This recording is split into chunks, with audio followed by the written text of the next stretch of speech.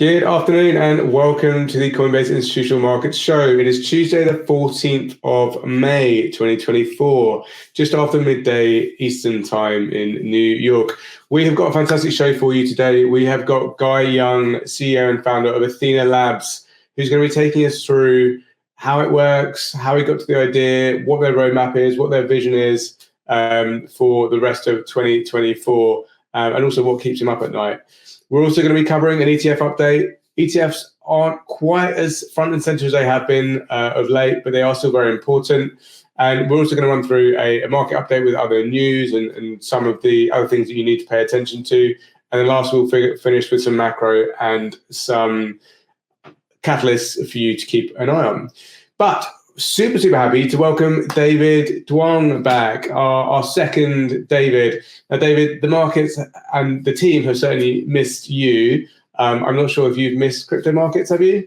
No, I have. I mean, it's kind of surprised me because, obviously we've seen markets kind of take a bit of a dip, but this was kind of part of the plan that we actually were anticipating, honestly. Like, we were looking at April as somewhat of a tough month. And I mean, that's kind of what materialized.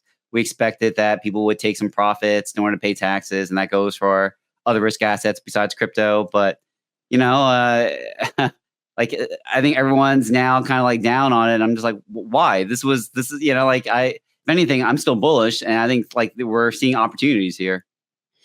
Yeah, I agree. Fundamentally, we're still very solid underneath, I think. And we'll obviously cover macro, which is clearly a very important factor with regards to our ecosystem and how we grow in the short term. But in the longer term, I agree. I kind of zoom out. I try not to worry about the day-to-day.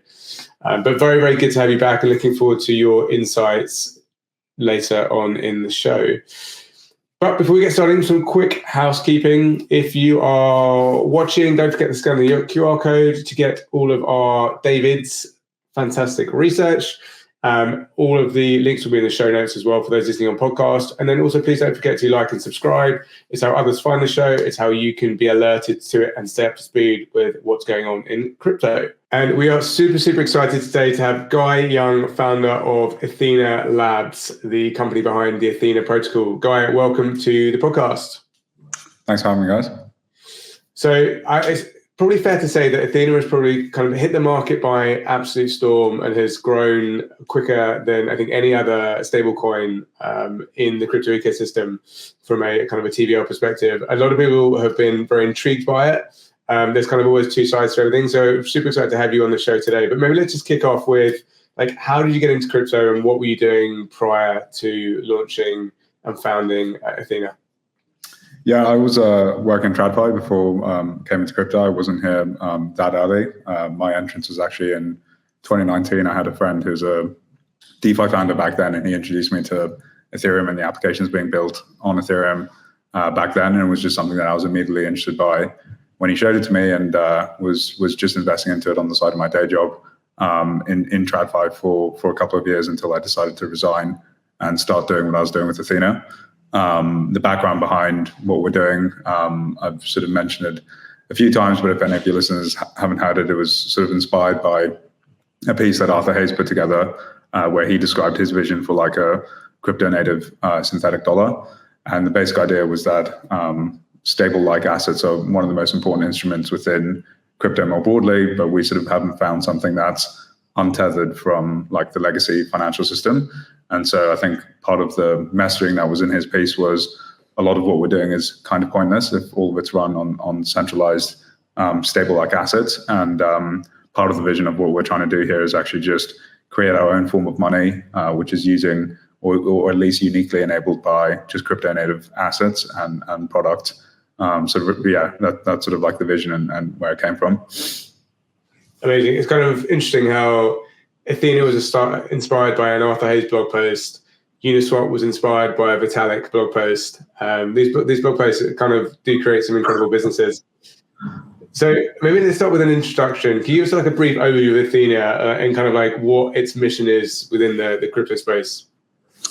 Yeah, I think at a very basic level, we're just trying to provide like our own form of money. I think it's something that I wrote about in my own sort of like roadmap piece that came out last week. But we sort of view being able to or like the status of money at least is one of the most important things to sort of work towards, and it's always something that is one of the largest like addressable markets and sort of opportunities to actually try and grab. So even if we look at like the original vision of Bitcoin, or where like Ethereum and its monetary policy sort of moved through time, where it started to converge to its use as money, we sort of view producing like our own form of a dollar as one of the most important assets that we can have within crypto. And so the way that we positioned Ethena is really trying to be neutral infrastructure across both DeFi and CeFi, where we're just providing our own form of money that we think is like useful to embed into other financial applications, and then also centralized exchanges as well. Very cool. And so the 2024 roadmap, I love that you put that together. I was reading that yesterday. We will put that in the show notes for everyone to take a look at. So I guess what's the vision of USDe specifically? So like, why is it considered the holy grail of the internet money? I like the way that you frame that. But I guess what is like the longer term vision for USDe specifically? Yeah, I think I sort of view stable like assets on a pretty simplified like axes, where really there's only two things people care about. There's like liquidity to trade in and out of things. And I think because so much of crypto is actually fueled on speculation, and the lifeblood of like all speculation is tied to liquidity, it's really important that like these assets have liquidity. And that's something that people are willing to like give up a yield that they would normally get by using assets like USDC and USDT, because of how fundamentally useful they are as money. And then I think on the other end of the spectrum, you have some ways to now produce like a yield on a dollar-like instrument. And it's just something that we like often see people within crypto respond very strongly to, which is just economic incentives. And so we think that the way we've constructed the product with Ethena is not only interesting from the way that it looks very different in terms of like the risk profile, but then also like the correlation that it has to the type of risk that you see with normal stablecoins, but also the yield that you can sort of capture within Ethena has typically and historically been structurally higher than what you can find on other stable-like assets. And so we just think that that's a pretty powerful draw to at least bootstrap it in the beginning. Obviously, these yields can change. The return of the product like is massively variable through time. And there's no sort of guarantee that sort of like persists through time. But you know, in the short life that it has existed, we think it's quite powerful to actually just produce the highest return on dollars. Is basically a product that everyone in the world wants, which is I just want to hold a dollar and get a yield. And if you can sort of beat everyone else on that yield piece, we think that is quite powerful. So of course, the dollar natively doesn't have a yield, but what you're providing actually suggests that the USDe does it actually have a yield. And on your dashboard, you have this chart with protocol yield versus like the SUSDe yield. Could you kind of go into the differences between like what you consider the protocol yield and what is the yield that's accruing to the SUSDe? Yeah, sure. You can think about this conceptually very similar to the way that DAI and SDAI has been set up. So there's really two tokens within the Ethena system, where you have the stable unit of count, which is USDe, and that's intended to be the most liquid token, the one that people are using for trading and using it as like broadly call it money. And then the SUSDe is the one where you're capturing the return that's sort of generated by the system, and you sort of stake and sort of lock up your tokens in order to capture that return. The reason that we wanted to sort of separate the two and delineate between them quite clearly, part of it was regulatory driven, where we just needed to have a bit more control around who could actually come into that staking contract and use it. And so that being able to separate the yield from the actual underlying like USDe token itself just afforded us more flexibility to be able to respond in the right way on that front. And then the other one was we just thought it was a bit more ergonomic to be able to split up between the use cases of money and trading, and then having like a savings instrument on the side, which is a very distinct use case that we see as different to that. Okay, and I think this was pretty clever. Is that the rationale behind why SUSDe is a C token, because of the tax implications you would have if you were in the A token model? And maybe just, for our listeners who aren't familiar with that, maybe just talk a little bit about what is the C token model, how the yield accrues to it, and where could we see actually the fair value of that token? Yeah, so you're exactly right in terms of like why we sort of chose that token model in terms of how you'd actually accrue the interest. It's also just a little bit more ergonomic for developers to be able to integrate with their own applications. So you guys might know that like rebasing with stETH, Lido stETH, was actually quite painful to integrate into AMMs and then also onto different money markets, where actually just having an asset that's accruing in its balance becomes much easier to actually integrate into other applications.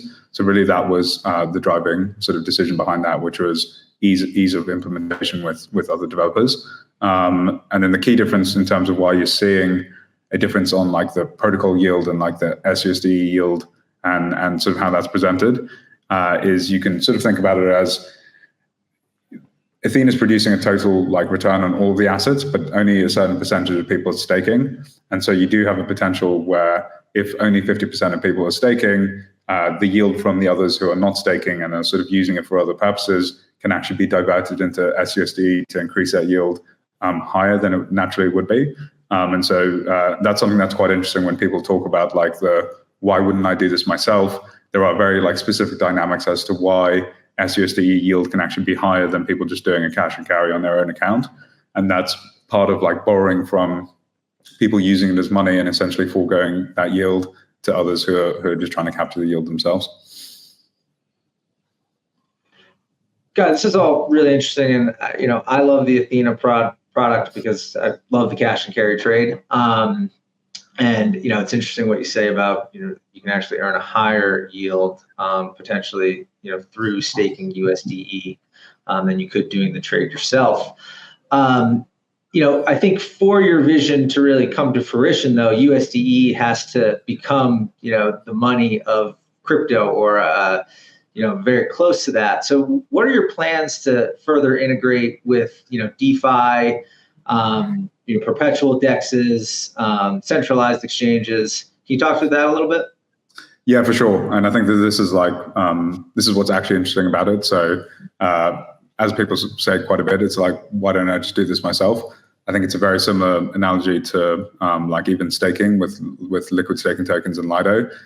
You can go stake yourself, but a lot of people don't do that. And there's like $30 billion sitting within stETH itself.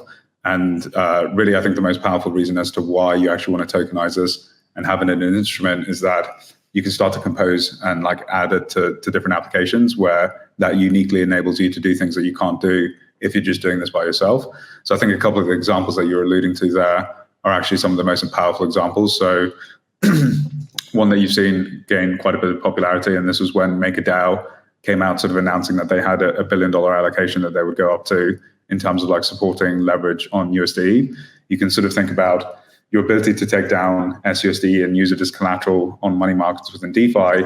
If that's earning an above market or supernormal return on the asset, and you can borrow dollars from the rest of the DeFi, it becomes very interesting to actually lever up and loop that trade, because what you're essentially doing is borrowing cheap dollars from DeFi and then redeploying them into the cash and carry within CeFi, and that's all sort of like automatically done mechanically on chain. Why that's interesting is actually that it sort of forces the convergence of interest rates that you see within CeFi and then the borrow rates within DeFi, where the only way that those two things come together is essentially the supply of USDe going massively up to sort of compress those two yields. And so just using it as collateral and being able to borrow against it or lever it up in interesting ways is like one really interesting aspect of this, which sort of helps to give you a different return profile than you'd be able to do just by yourself. And then the second one that you mentioned, which is probably one that I'm most excited about, is actually just using it as collateral to trade on DEXs or centralized exchanges as well. For your context, there's around $20 billion of tether demand, where the only use case is actually just to put it down and margin a linear perpetual on derivative contracts. It is quite insane that that's not collecting any yield, especially for like participants who are some of the most focused around capital efficiency and ensuring that everything that they're doing is trying to eke out the most that they can from a return perspective. We think it's an enormous opportunity to be able to use USDe with an embedded sort of return, and then use that to offset your funding costs on all the trading that you're doing on different perpetuals. So we've got a couple of DEXs that have already integrated USDe.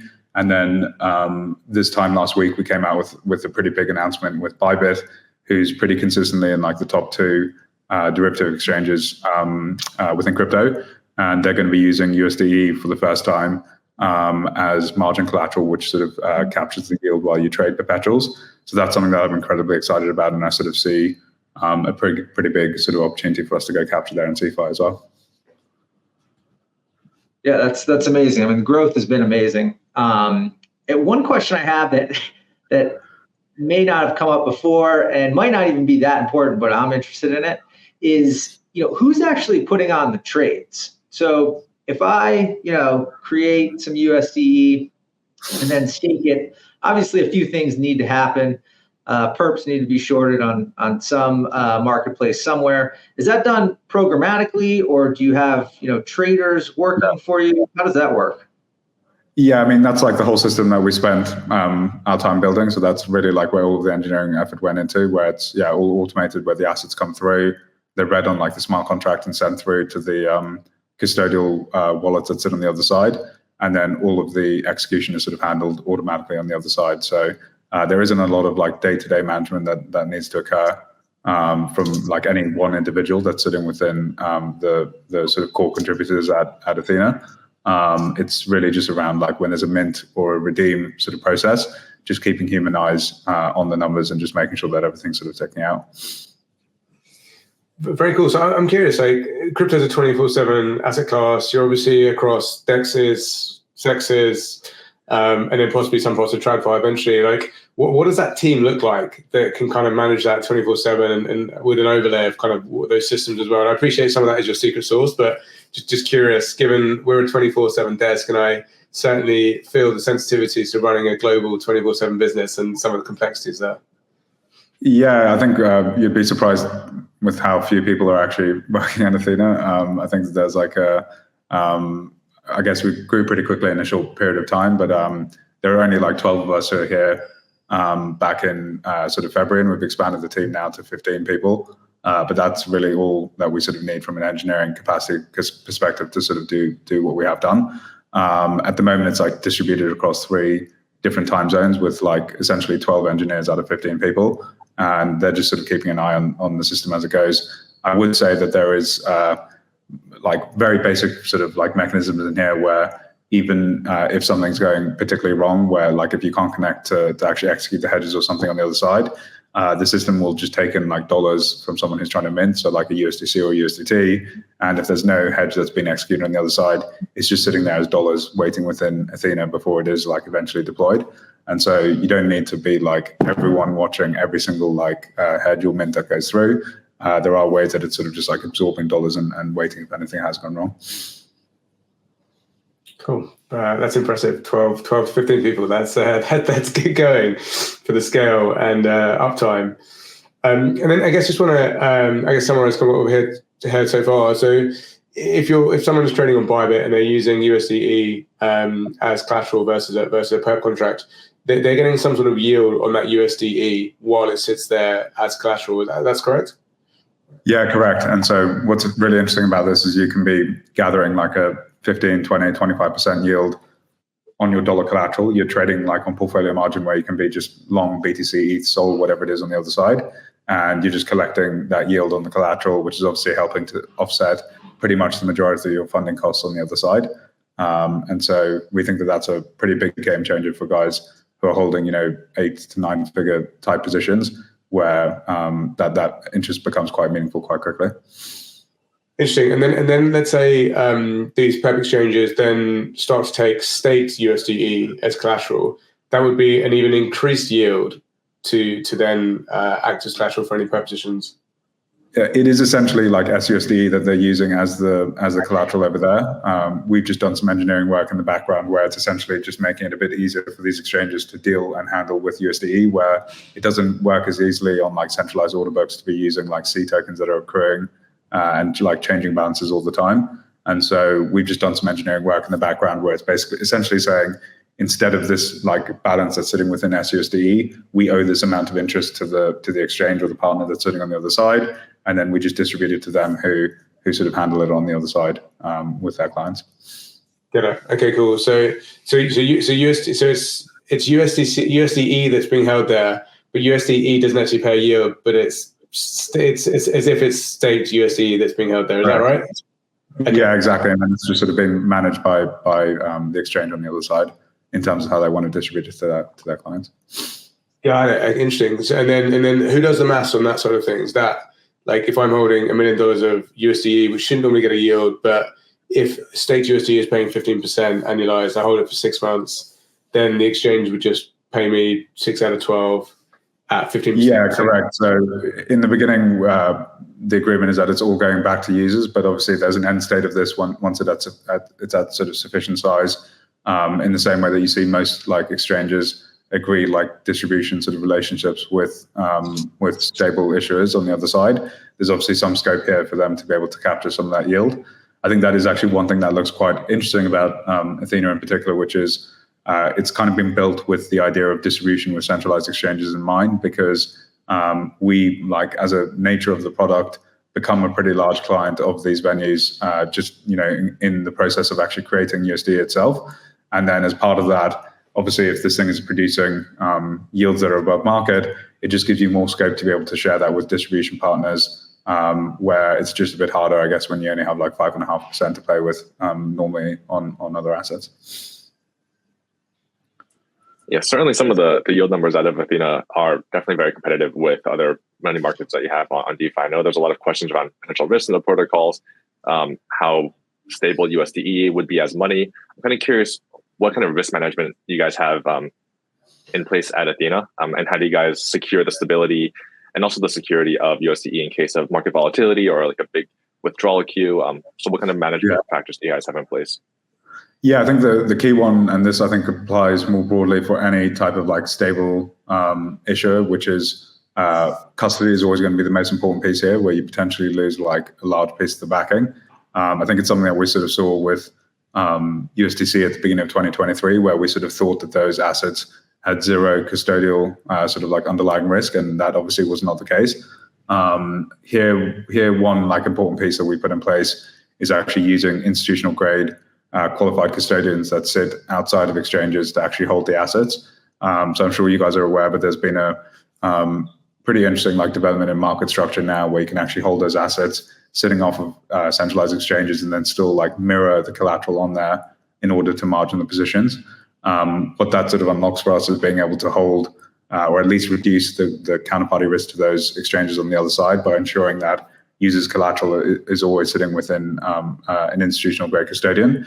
That doesn't mean that the credit risk is zero, but we think it's like a pretty decent trade-off actually within all of the places that you could have your assets sitting within crypto, whether it's a self-hosted wallet, a smart contract, a centralized exchange. We sort of view actually custodians as probably the safest of all of those pieces. And so that was sort of the trade-off that we made there, just on the counterparty risk exposure piece. The other one to mention is some of the financial risks that you sort of mentioned, and just in terms of like dealing with market volatility and actually just the backing behind USDe. So we do have a reserve fund that sits behind USDe, which is sitting just under $40 million at the moment, which is roughly equates to just under 2% of like the total collateralization of USDe.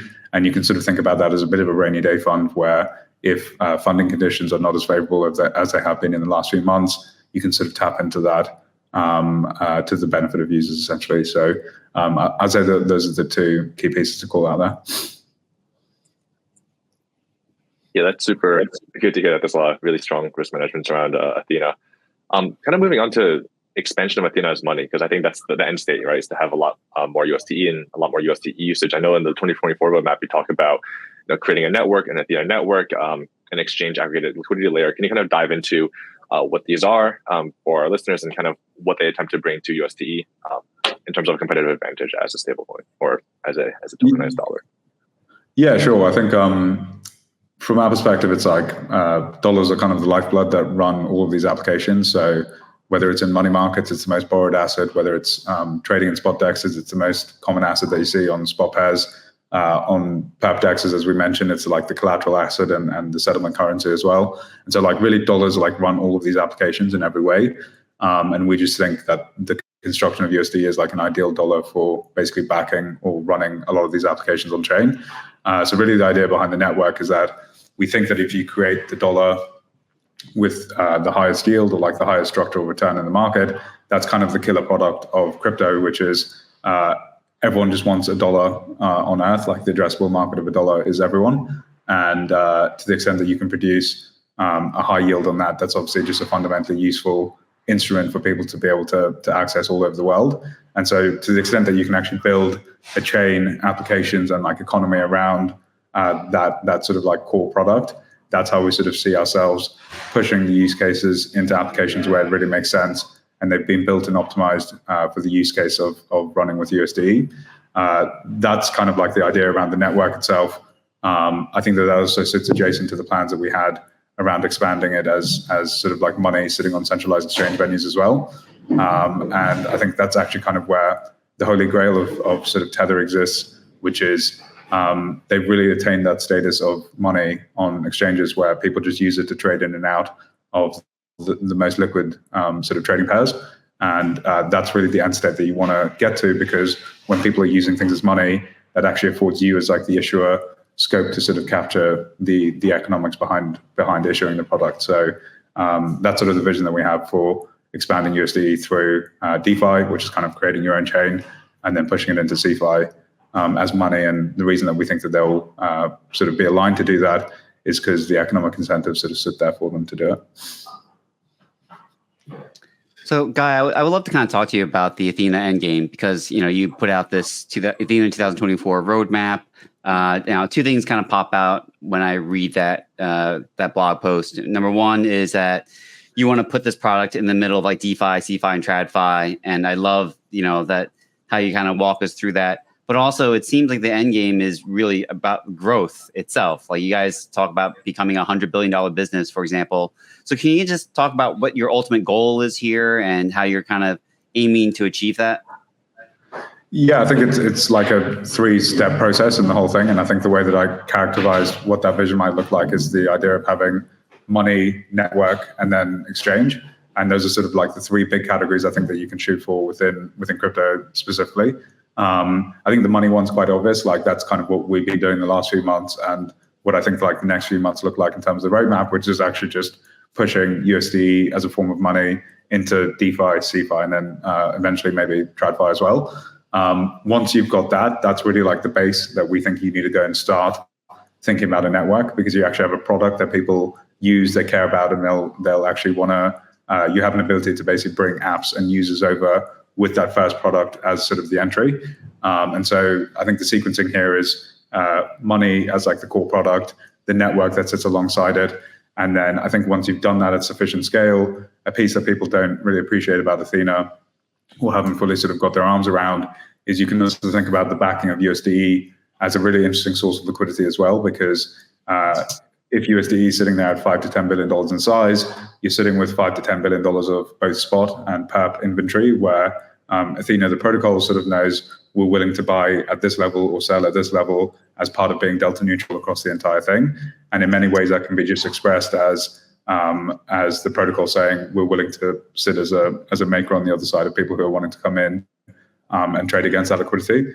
So the form that could take could be various different ways, but even just like one example here could be almost like an exchange liquidity aggregation layer where it sort of sits there adjacent to order books that are sitting on centralized exchanges, and Ethena is sort of sitting behind them as a layer where if someone wants to come through the order book, you've always got Ethena saying we're willing to show at this level and actually take the other side. So that's just some of the ideas how we're sort of thinking about actually like the resting liquidity within Ethena being a pretty interesting source for other people to come and sort of like trade against as well. And Guy, as I mentioned at the start of the show, you guys have had incredible growth, and often with kind of explosive growth, people come out and they're like, well, this doesn't work because of A or because of B, and like you're going to get your haters, which is natural. I'm curious, like, what are some of the kind of the biggest, most misunderstood things about Ethena that you would like to, I guess, like just put right and like put your side of the story out on? Yeah, no, I think just the preface in front of this whole piece of commentary is like I actually do encourage people to come with skepticism and valid questioning. I think it's one thing that we just didn't do well enough last cycle was actually just question things that didn't look like they made sense or things that didn't add up. And a lot of founders sort of just dismiss people out of hand. Where I'm just glad that we are actually doing that this cycle. I think the piece that people sort of maybe misunderstand the most about us, or the comparison that I see, which I think is just a little bit weak and sort of like surface level in the way that they're doing the analysis, is just like the immediate comparisons to like Terra Luna. I think people are obviously scarred by what happened last cycle with that, and they've basically just seen something that looks like $1 and it has a yield, and they've sort of said that these two things are the same. I think fundamentally just the thing that looks very different here is that really Luna was backed by pretty much nothing. It was just like a 250 vol altcoin that was sitting behind this thing, and it was just like a liability of its own system. While here behind Ethena, it is actually backed with like real collateral, and obviously the corresponding hedges that sit behind it, which is like totally exogenous to the Ethena system itself. And so that's probably the one that I've been the most frustrated with, I'd say, in terms of the like easy, quick comparisons that people are making. But equally, I'm sort of definitely, and I hope it's come across that I'm sort of open to trying to engage with like good faith sort of like concerns and criticisms around Ethena as well. Yeah, I think that's totally fair. That's a very lazy comparison, and hopefully none of our listeners and viewers have been that lazy in that sense. I'm curious, like, what keeps you up at night? Like this, you're kind of building, innovating. With that, always comes friction, comes potential risk. Like, what are some of the things that you're concerned about? Yeah, I think there's just like a general piece around like path dependency. I think generally with all of these things, where between like a good and a great outcome, there's obviously like a lot of luck sometimes between those two pieces. Generally, like the Ethena product does very well when the market conditions are like pretty bullish and like funding's high and like the returns are attractive. That doesn't mean that there's like a disaster if sort of things turn around and we have like a bear market in front of us. But it also just means like you can sort of like grow to the heights that I guess you wanted to, because it's quite sort of responsive to the market cycle in general. So I'd just say like generally just thoughts about like the length of the cycle, what we have in front of us. I guess we've had a bit of a cooling off in the last month or so, and just sort of questions about how long that sort of takes to correct itself. So those are sort of just the pieces that I'm thinking about at the moment, which is where we're sort of sitting within the cycle, and then obviously how does like Ethena respond to being at that part of the cycle. So Guy, how do you see adoption of the token in the long term against major protocols like Maker, Aave, and even other centralized stablecoins? Yeah, I think my view on this is that you should never sort of have full exposure to one thing always at any time. So however safe you see USDT or USDC, I think that this sort of has like a place in people's portfolios, never at 100%, but sort of like sitting alongside it. I think what is interesting about it is that the construction looks so different in terms of its return profile and its risk profile as well, that it sort of like warrants a place for at least consideration sitting alongside those other pieces.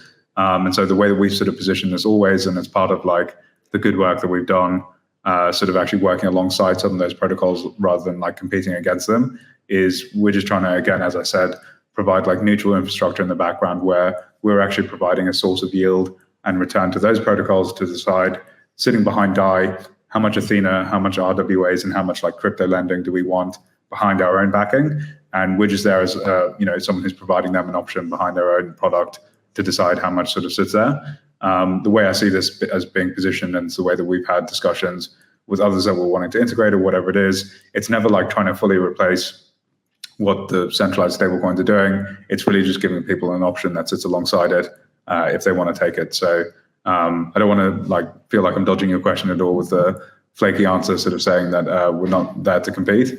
It's more just saying I don't really see this like fully replacing any of these offerings in its entirety. It's really just trying to provide something that's differentiated that sits alongside it. Yeah, that makes sense. And just a question, I guess, how many people create USDe but then don't stake it? Because it seems to me like the real attraction here is the yield. And so you have this kind of yield bearing product that's great and very attractive. And then you have this, crypto native stable coin, and you've separated them. And do you see many people just going with the crypto native stable coin because they don't like the counterparty risks that come with the centralized or some of the centralized stable coins? Or, how is that broken down? I'm just curious. Yeah, it's actually surprisingly like low, actually, the amount that's sitting within the staking contract now. So there's less than 20% is actually in there right now.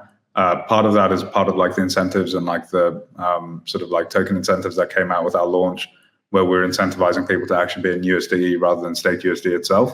I agree with you, and you'd expect most of these things actually to be majority staked. But even like DAI and SDAI, there's only 25% of like DAI which is actually sitting within the SDAI to collect that yield.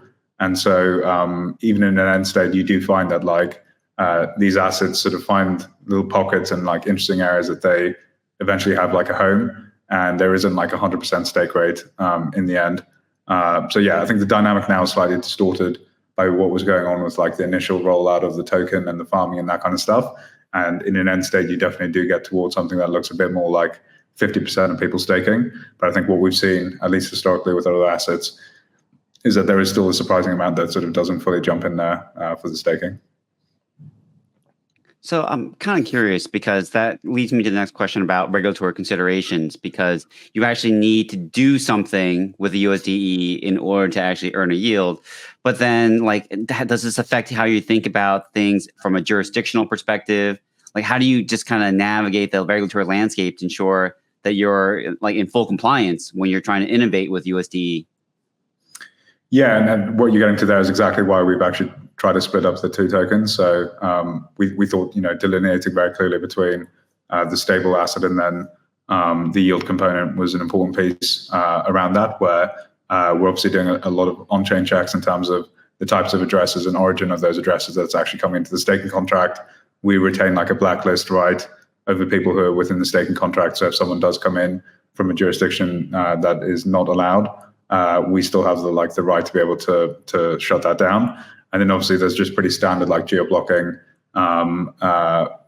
pieces that you see on our like UI that's sort of stopping like US citizens and others from coming into the app. And so, yeah, I think the general approach has been define in the beginning exactly who we're sort of comfortable taking into the staking contract, but then also set things up in a maximally flexible way that we can actually respond if things do change or we're told things should be done in a different way. We have like the flexibility on our side to be able to respond to that as best that we can. Cool. Amazing. Guy, thank you very much for answering our questions, peppering you with many, many, many questions, but thank you for your kind of honest, open responses. And I do like the way you encourage people to be skeptical and kind of ask you questions, and appreciate that openness. We are going to move on to normal programming now. Please feel free to stay with us. We'd love to continue to hear your insights for the rest of the show. And thank you for joining. Greg, over to you for an ETF update. Not quite as dramatic as some of the previous weeks, but can you give us an update of what's been going on? Yeah, man. So the ETF landscape has quieted down quite a bit over the past week. We've seen net outflows of about, call it $40 million. The majority of that has come from the GBTC product. Overall, what we're seeing in the ETF market is really mirroring what we're seeing in the spot market, which is lowered volumes, lowered volatility. And I think our research team wrote about this, but ETFs really aren't the driver of price that they were back in March. Now we're seeing flows really mirror price action. So on days when we see big moves up in price, we'll see inflows, and conversely, obviously, when the market sells off, we're more likely to see outflows. That's very similar to the way ETFs act in other markets as well. So it's something we're still keeping a close eye on, but it doesn't give us that day-to-day excitement that it did a few weeks ago. Guy, if you're still here, actually, I'm curious for your thoughts around the ETF. If there's any opportunity for yield there, there's certainly been players coming in looking to trade some of the ETFs and kind of trade some basis there. Is that something that Ethena could potentially utilize in the future? Yeah, I mean, it's kind of the perfect environment actually for Ethena when you do start to see that speculation coming back. So I think the really extreme periods of funding that we saw at the beginning of this year and like the back end of last was kind of people front running, not only within crypto on like perps, but also like normal futures within the CME. And the more that people are sort of expecting the underlying to move going into an event like the ETF, obviously like demand for leverage increases, and that just increases the overall return that like Athena's taking by sitting on the other side. So yeah, for us, that's like a huge sort of catalyst in terms of when I think the product itself shines the best, which is actually going into an event like that. There's a general dollar shortage within the market, and that obviously just increases the return that's sort of generated. Very cool, very cool. Next thing I want to cover today is just Polymarket, a quick raise. They raised 45 million from Peter Thiel's Founders Fund, including Vitalik in the round as well. So for those that aren't aware, Polymarket is a decentralized betting market or prediction market. And it's been around a little while. Interestingly, one of their markets was around whether or not we got an ETF approval by the 31st of May. Now, when we recorded last week, that was around about 6%. And that has now increased to 16% as a result of people getting rid of staking. Now, DH, I know you've got a number of thoughts around the ETH ETF. Curious kind of what you're thinking this week now. We're a couple of weeks out now, just over to that 31st of May deadline for this particular market. Yeah, definitely. The first final deadline that the SEC actually has to approve is May 23rd. So that's actually only 9 days from now. So maybe next week we'll see a little bit more information come to light on this topic. The main reason why we actually saw the Polymarket move from 6% up to 16% was on the back of ARC21 shares, their ETF application, actually removing staked ETH language from their application. So they're no longer going to be staking ETH as part of their potential ETF. I think this is important. Internally, we never thought that staked ETH would make it into an ETF. There's too many new disclosure differences from the spot Bitcoin ETF versus a spot ETH ETF when it comes to slashing conditions, validator risks, withdrawal risks, like with staking queues and liquidity risks. So that was something that's positive to see, which potentially hints that maybe ARC21 shares has some behind the doors conversations with the SECs, although that's all purely speculative at this point. I think one thing that we want to know as well is that not all ETFs necessarily need to be approved at the same time. I know all the spot Bitcoin ETFs were approved at the same time. This was actually criticized by Commissioner Ueda's statement on the approval of the spot Bitcoin ETFs, where all the accelerated approvals were, quote, disguised to make sure there was no first mover advantages. I don't know if that will be as big of a deal with the ETFs, given that most of the pent-up demand was towards Bitcoin, and now there already is some exposure to cryptocurrencies in the ETF space. So our internal odds are still above market. I would still say 30 to 40%, possibly only for unstaked ETH ETFs one at a time, although there are still open questions around how the SEC might treat ETH as a security or not, and how that might impact applications. Yeah, I think these are great points, David. And I think people are kind of using the spot Bitcoin ETFs too much as a close template, when you actually are learning a lot of information from those applications and applying it to the ETH ETFs applications themselves. So I think it's the timelines are actually slightly different than what people should be expecting. But instead, we're kind of saying like, oh man, like when is the SEC coming in, chiming in with this information, that information? And in fact, like I think the applicants themselves already got a lot of that information from the previous applications. So the timelines don't look quite the same. And I think that's kind of throwing off the probabilities as well. But yeah, anyway, that's just my 2 cents on what I think with regard to the ETF applications right now, because I don't think these probabilities are being measured correctly. But, something that's been really interesting aside from this with regard to Ethereum is Vitalik actually putting out a new EIP. It's 7702. This has to do with account abstraction, which, for some of our listeners out there, account abstraction has been around for at least the last 5 years, but it's been a big topic. But I think it's picked up a lot of steam, especially in the last year. Vitalik actually had a big talk about it in last year's ECC, for example. Now he's put out this proposal 7702.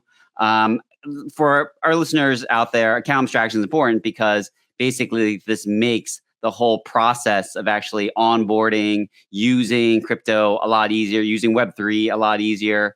Like one of the big things about account abstraction is that you can actually go from something called externally owned accounts, which is what most of us have in terms of, wallets in the crypto space, into something called smart contract wallets, where you actually could have a third party actually dealing with the gas fees and all this stuff.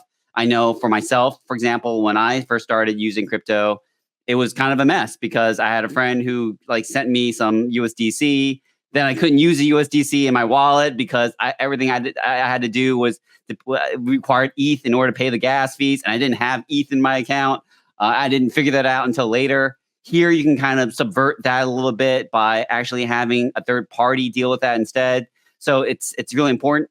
But right now, in the next Spectra upgrade for Ethereum, you already have an EIP called EIP-7704. Vitalik's proposal, 7702, would actually replace that. Now, David, maybe you can explain this in better terms than I can. Could you just kind of go through what is in Vitalik's proposal and what it's trying to replace? Yeah, certainly happy to do that. So one of the big challenges right now is how can we get our externally owned accounts, so our current wallets, to make use of a lot of these account abstraction features. So 3074 was the initially proposed version to do this. There were some certain technical questions around vulnerabilities and other shortcomings around that. 7702 actually attempts to solve a lot of these. And what it really does is it introduces a new transaction type that allows your externally owned account to convert into a smart contract wallet just for one transaction, and then convert back into your regular externally owned account. One big benefit of this is that it's actually future compatible with 4337, which is the current existing smart contract account abstraction standard. So it sets a pathway for your current wallets to potentially be migrated into these standards in the future. That will be a separate EIP. This is kind of an intermediate phase where you can say your current wallets can make use of some of the account abstraction features, and also sets the groundwork for future transactions or future migrations. So it seems like there's been a lot of discussions around this with among the Ethereum community. Some of the criticism seems to be that 7702 doesn't necessarily specify a way to revoke authorizations granted by by an EOA, for example. But could you kind of just talk about it? Like what are the security issues surrounding 3074, and how does 7702 resolve that? Yeah. So 3074, which is the one that was previously put in Spectra, has issues where if you grant another account to pretty much have access to your account, they can submit transactions on behalf of you. There are vulnerabilities where they could potentially drain your wallet. There are ways they could take over your account. 7702 addresses some of these issues, not all of them. I think there are certain trade-offs that you have to make in terms of just going from an EOA account to a smart contract account in general, but it kind of reduces some of these. And just more importantly, actually, I think this is a bigger one, is actually just sets the pathway for cleaner 4337 migration in the future. So you would kind of bridge this gap between 3074 and 4337, which were kind of almost two distinct pathways in terms of Ethereum's account development. Thank you very much, Team David. Great to have both of you on here to kind of go through that in depth. And just as we finish up here, I want to cover some catalysts, but before we do, some other bits of news. So Antonio Giuliano, founder and CEO of DYDX, announced he was stepping down. And then also on May 13th, CFTC said Falcon Labs, owned by FalconX, had failed to register as a FCM. So I believe there was a fine there as well. Now, David, let's finish off with some catalysts to keep an eye on. And sorry to be clear, David Duan or Double D. What are those catalysts we need to look out for? Yeah, I've been looking at a lot of the macro, and I've actually been kind of surprised to see crypto performance diverging from stocks over the last few days. Obviously, we have the US CPI print for April coming out tomorrow, so that's a super important number. We already did get the PPI data today, but it wasn't really a lot of help in terms of giving us guidance, since the figures there beat expectations, but you saw the revisions were a lot lower. So I think that muddled the issue somewhat. But one of the issues for inflation right now and how stubborn it's been is really the housing and shelter component. And how we measure this in our CPI index, I don't think a lot of people realize how specific and complicated this issue actually gets, because the big concept or the big idea behind this is owner's equivalent rent. And I don't think a lot of people understand that component. I think that people confuse this with people who pay rent directly, and it's accounted for, like direct rent is actually accounted for in the CPI index differently. And that's 8% of the index, but owner's equivalent rent represents like a quarter of the index. So, sorry if you're a 20 something and you're renting and you're worried that you're going to be renting for your whole life. But the reality is that 2/3 of Americans actually own homes, whereas renting is actually far less common. So we have this concept of owner's equivalent rent, which makes up such a big part of the index. and actually influences it. The problem is that most people don't buy more than one home in their lifetime because it's an expensive purchase, and probably it's the biggest purchase you're going to make in your life. Economists can't really input that into the cost of CPI because there's no regular cadence for people buying multiple homes on a regular basis. So instead, they created this idea of, hey, what would an owner pay for the rent if they actually rented their own home? But there are a ton of rules around this, how statisticians can actually do this. For example, this only includes detached single-family homes, which is weird for places like New York, where a lot of the homes are actually townhouses, but I digress. The point of this is that you don't really have a large sample to figure out owner's equivalent rent. So back in January 2023, the Bureau of Labor Statistics actually increased the weight of OER by 5 percentage points. So it's actually making the tendency of OER to be even higher in our index even more meaningful, but it's really more tied to mortgage rates. And it's self-feeding because as the Fed kind of increased rates, it affected OER. And right now you're in this strange kind of place where rental prices are actually slowing down, but OER is running well above the rental inflation. So the market for single-family homes remains very tight, and it will probably remain that tight for a few more months. So that means that inflation is probably going to be very sticky. And that means the Fed, of course, is going to be unable to cut rates. But here's my problem with that. It feels like the discussion on rate cuts is happening on a rolling basis. And, the ECB, for example, is probably planning to cut rates fairly soon. I think the Fed, if they're being honest with themselves, is very eager to cut rates as well because central bankers are benchmarked to their peers. And if you don't think that's true, you're wrong. My overall view is still very bullish because I think that the Fed and what they're going to do tends to be a bit of a distraction unless the CPI print really surprises to the upside, which I don't think is going to be the case, because I think what this environment is about is more about growth than what the Fed does. And we've avoided recession. I don't think it's going to happen. I think if anything, we're going to be primed for a technology-led productivity boom that's going to probably materialize in the second half of this year. And if that's the case, then I still think that we're in a positive environment for risk. And I think that's going to be the case for crypto, probably the case for stocks as well.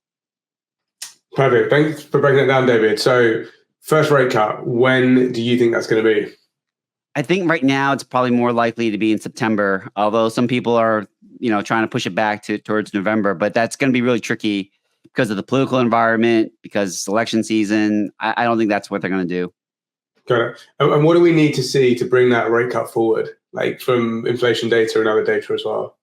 I think you need to see a drastic reduction in the inflation data. Like tomorrow, we're expecting inflation is going to come in at 3.4%, for example.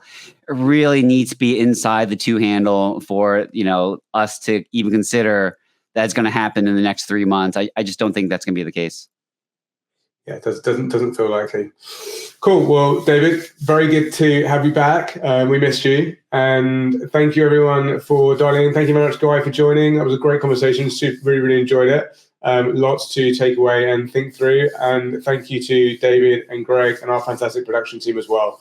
As always, it's been another eventful week, and we'll be keeping an eye on all the most important things that are happening in the space, and we'll bring them to you next week as per usual. Take care. See you soon.